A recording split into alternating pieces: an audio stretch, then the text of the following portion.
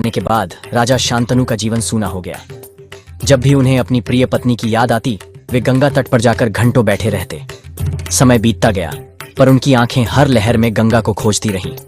एक दिन जब वे गंगा तट से लौट रहे थे, तभी अचानक उन्हें किसी शिशु के रोने की आवाज सुनाई दी।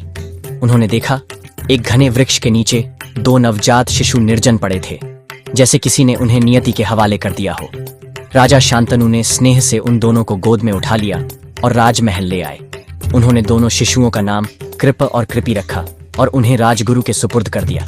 जब राजगुरु ने कहा, राजन, यह आपके जीवन में संतान का आशीर्वाद है, तब शांतनु ने गहरी सांस लेते हुए उत्तर दिया, नहीं राजगुरु, गंगा मुझसे वचन देकर गई थी कि वह मेरे 8वें पुत्र को लौट आएगी।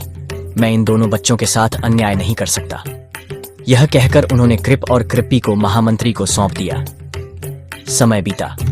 गंगा की प्रतीक्षा में 16 वर्ष गुजर गए।